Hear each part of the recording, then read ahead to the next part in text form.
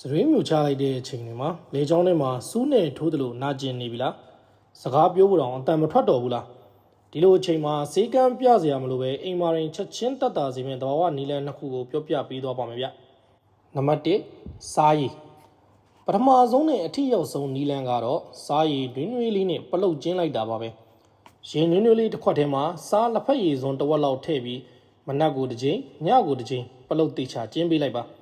ဘာလို့လဲဆိုတော့စားရည်ကလေချောင်းထဲမှာရှိနေတဲ့ဘက်တီးရီးယားတွေကိုဖယ်ရှားပေးပြီးလေချောင်းနာရောင်ရမ်းနေတာကိုအမြန်ဆုံးရော့ကျစေလို့ပါပဲ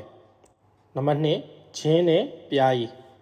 နောက်ထပ်ကျွန်တော်တို့မြန်မာလူမျိုးတွေအတွက်အလွယ်ကူဆုံးနဲ့အကောင်းဆုံးဆေးစွမ်းကောင်းကတော့ဂျင်းနဲ့ပြားရည်ပါပဲဒါကတော့မိတ်ဆွေတို့မိဖို့ကြောင့်မှရှိတဲ့ပစ္စည်းလေးနဲ့တင်တက်တာစီမဲ့နီးလန်းပါကျွန်တော်တို့ဂျင်းကိုပပလေးလှီးလိုက်မယ်ရင်နွေးဆူဆူလေးကိုခဏစိန်ထားပြီးတော့ပြားရည်စစ်စစ်လေးတစ်စုံလောက်ထည့်တောက်ပေးလိုက်ပါပြားရည်ကလေချောင်းကိုအချွဲအမွှေးပွားလေးလိုဖုံးအုပ်ပေးလို့တရွေးမြူချရတာတိတိတတ်တာချုံးမသွားစေပါလိမ့်မယ်ဂျင်းကတော့နာကျင်မှုကိုတက်တာစေတဲ့ကျွန်တော်တို့တဘာဝကပေးထားတဲ့အကြိုက်ခဲပြောက်စေးပါပဲလေချောင်းနာနေတဲ့အချိန်မှာတခုတတိထားရမှာကရေခဲရည်ကိုလုံးဝမတောက်မိဖို့ပါပဲရေကြဲအေးနွေးနွေးလေးကိုပဲတနေ့လုံးမှာနည်းနည်းချင်းစီတောက်ပေးပါ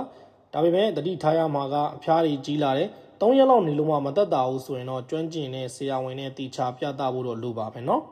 ဒီလိုမျိုးခဏလေချောင်းနာတဲ့ဝေဒနာခံစားနေရတဲ့တငယ်ချင်းတွေရှိရင်လည်းကျွန်တော်တို့ဒီဗီဒီယိုလေးကို share လေးလုပ်ပြီးလက်ဆင့်ကမ်းပေးလိုက်ပါဦးเนาะ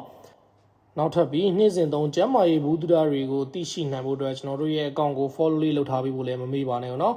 အားလုံးပဲယောဂဗျာကင်းဝေးပြီးရှင်လန်းချမ်းမြေ့ကြပါစေလို့ဆုတောင်းပေးပါတယ်ခင်ဗျာ